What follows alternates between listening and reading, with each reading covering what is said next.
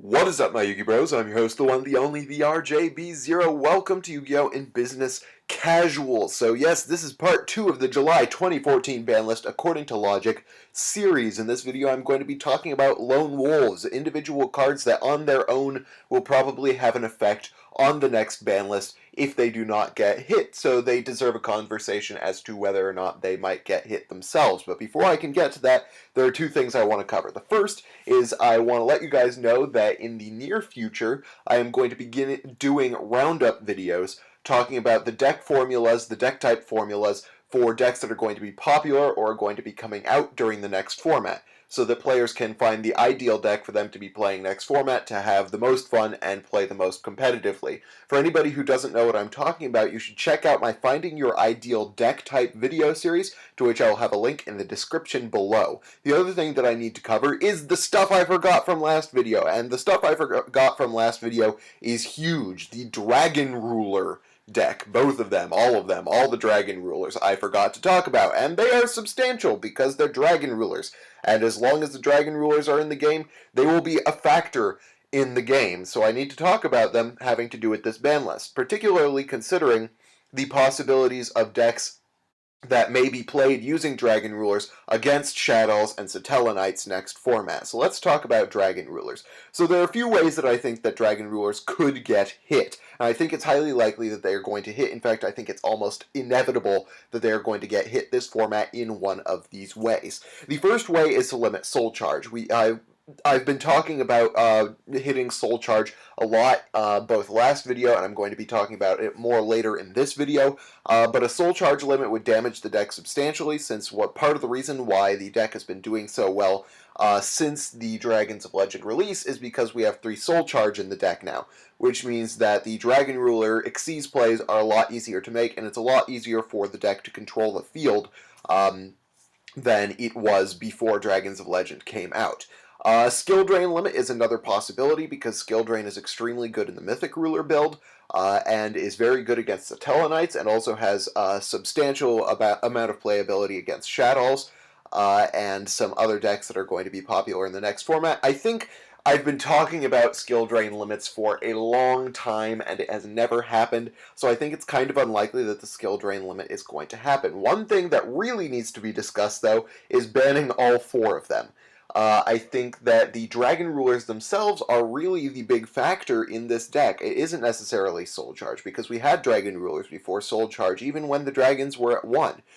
We had Dragon Rulers take out Skill Drain and still win with their deck. We've had Dragon Rulers do a ton of things with the various bits and pieces that we have gotten. However, if we leave them in the game, then they are still going to be a factor no matter what. And especially this format, we need to talk about them because there are 2 different ways that the Dragon Rulers are likely to be used that will have a major impact on the next format. The first is Ruler Sworn. Ruler Sworn is going to be a huge deal. I know a lot of people have been talking about it being overhyped, but as you've seen in my deck review video, this deck is insane. The OTK abilities with this deck are insane. The amount of consistency that this gives, putting JDs and Felgrands and Dragasacks and various OTKs on the board, is crazy, and it really is going to be a factor in the next format. 2 of the things that might affect whether or not the Dragon Rulers get hit, having to do with Ruler Swords, is whether or not Konami really expects to be making a lot of money off of a Dragasack reprint in the Megatins, which I think is highly likely since Lord of Tachyon Galaxy, I'm fairly certain, is involved in the time frame in which the Megatins are going to be giving us reprints. Another thing might be whether or not Konami really wants the Ruler Sworn deck to be a major factor at Nationals and Worlds.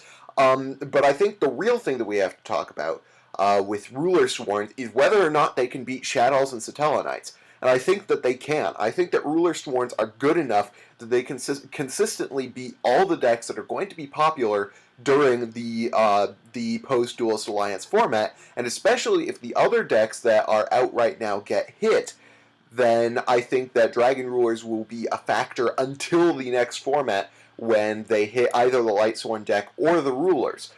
So I think that's really important because the Rulers could become a major limiting factor to profit for Konami. And then the other thing that we have to consider when talking about the possibility of banning the Dragon Rulers is the Mythic Ruler anti-meta strategy that's popped up in the OCG recently because of Kawakimeru Drago. What they've been doing is they've been using Diamond Core to give constant access to Kawakimeru Drago, which you can keep on the field just by revealing Dragon Ruler monsters in your hand or any other Dragon monsters that you might have, and you can hold on to field presence, you can back that card up, you can bring it back with Soul Charge, things like that. So the existence of Kawakimeru Drago is really important when talking about this deck because Mythic Rulers with Kawakimeru Drago will have a substantial advantage against things like Shadows and Satellanites because these two decks are decks that have very few outs to generic kind of floodgate cards for them. So I think that these two decks are really the big factors in whether or not the Dragon Rulers get limited or rather get banned.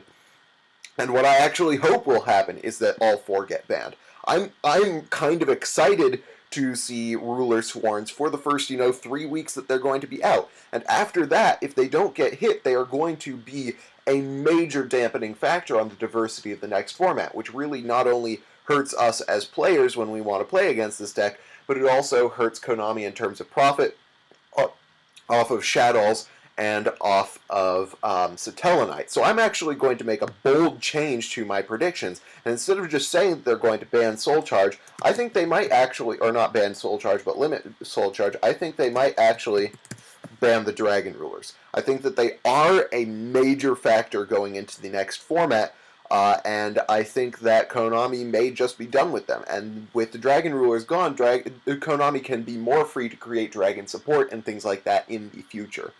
So now that we've gotten done with the things that I forgot from last video, let's talk about the reason why I'm making this video, the Lone Wolves.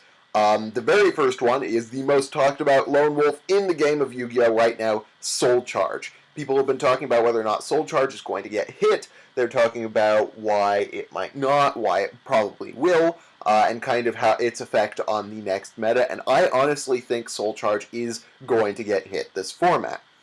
Soul Charge supports a lot of strategies that are older strategies that are major profit sinks for Konami. There is no incentive to keep those decks around, and yet they are still surviving because of the existence of Soul Charge. One of those decks being Mythic Rulers, another being Infernity, Girgia. These are all decks that currently are major profit sinks for Konami that relied a ton on Soul Charge being at 3. Now, there are a lot of good decks that are modern decks that are coming out in recent sets that do use Soul Charge, but only at like 1 or 2. So having Soul Charge at 3 really doesn't help Konami at all. There is no incentive for them to keep it at 3, and it has had its run, meaning they probably got as much profit off of Dragons of Legend that they're going to get, which means that that profit incentive to keep Soul Charge in the game is not necessarily there. That being said, Konami very rarely takes something from 3 to 0 unless it's an instant win card. Good examples of that being like Fishborg Blaster or Super Rejuvenation. These are cards that shouldn't have existed in the game during the formats that they were in the game because they were instant wins. Then they went from 3 to 0. Other than that, Konami very rarely hits a card from 3 to 0, which means that it is highly unlikely that Soul Charge gets banned. That being said, I hope that Soul Charge gets limited. I like the card for some decks, but I like it being at 1 for those decks. You don't need it at 3 for the majority of decks that this card is good in. The decks that shouldn't be around anymore, the decks that have been around for years and are just being kept on life support because of Soul Charge being at 3, those are the only decks that need it to be at 3. So I like Soul Charge at 1, and I think that it will go to 1 this format. So next we have to talk about the hands. The hands I've talked about a lot recently. I've talked about why I don't think that they are bad for the game state, because they've just kind of taken the place of defensive back row that we used to have in the game about a year ago. I think that they are an upgrade from that kind of defensive back row, but I still think that they are okay for the game. They're very easy to get around now that we've had them around in the format for a while. And I also think that a major factor in this is that article that Konami produced. Since I know that it indicates one thing or the other, I just can never figure out what that is with Konami. So I really hope that they have no hits. Now that sounds insane because of how good these cards are, but the next format we don't really have any decks that can abuse them nearly as much as Madolche's as Madolches and artifacts do right now, and even those won't be able to hold up necessarily against Shadows and Satellanites. So I think that no hits would actually be kind of a-okay for the game. It would mean that a lot of good rogue decks could stay in the game. So I would be totally cool with no hits. However, I do think that they are going to be limited. Kind of similar reasons to Soul Charge. Konami is going to be trying to hit decks that are kind of profit sinks for them.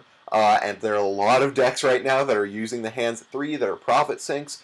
If they hit the hands, then artifacts and Madolches will still be in the game, but they will be less likely to be a threat to Shadows, Satellanites, and other cards or decks coming out before the next ban list comes around. I think a limit to the hands is highly likely. A semi-limit is a possibility, but it wouldn't really do much, and I don't think they're going to ban them quite yet.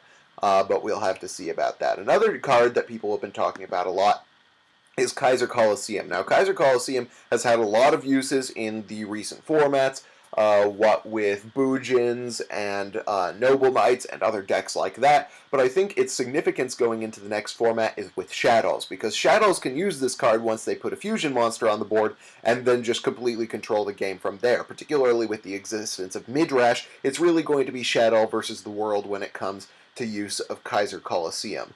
And I think that is a major factor in whether or not Konami will hit it. I think that it should get limited just because I don't like it. It's an extremely degenerate card, and it supports degenerate strategies. I just personally hope it will get limited, but realistically, it will be unlikely to get any hits, since cards that are continuous, especially normal continuous spell cards, are really easy to hit in this format with the amount of background removal that exists.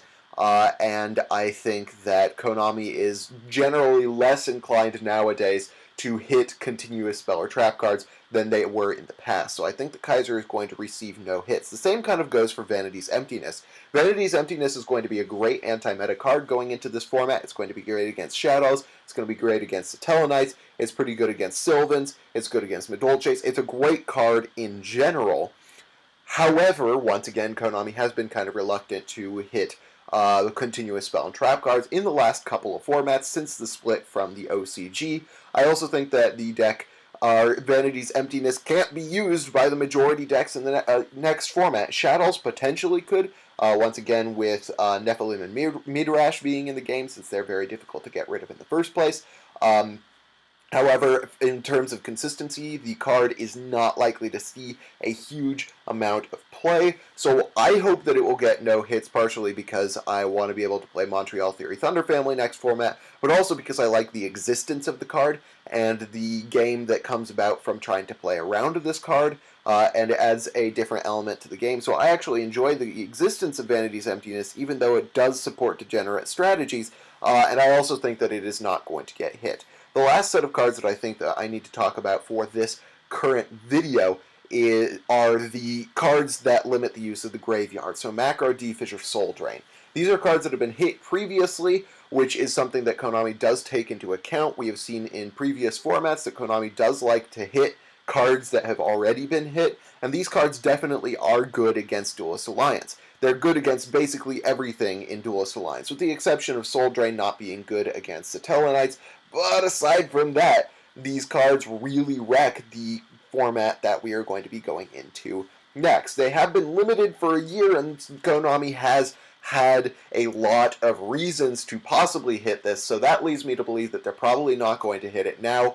I don't see why they would hit them now if they haven't been hitting them in preparation for all the things that are coming out this format. Or that came out for this format. So I hope that they won't get hit, because I think that they're okay in the game. They do add an element of anti-meta to the game. And I also don't think they're going to be getting hit for the reasons listed above. So those are the lone wolves that I wanted to talk about for you guys. So the hits that I talked about for this format are a limit to the hands and a limit to Soul Charge. And then I was talking about Dragon Rulers and the possibility that Konami will ban all 4 or at least 2 of the Dragon Rulers or something like that. But the Dragon Rulers, I think, are likely to get hit this format. So I hope you guys liked this video. If you did, hit that thumbs up button. If you didn't, let me know why in the comment section below. And of course, subscribe for more deck discussion, analysis, and general Yu-Gi-Oh! Shenanigans. Meanwhile, thank you guys for watching. If you guys have any ideas for what I missed in this video, cover it in the comment section below, and I'll get to that in my last video, possibly, where I talk about cards that might be brought back up on the ban list, that we might be getting more copies of. So thank you guys for watching. I'm your host, the RJB0, and I got a jet.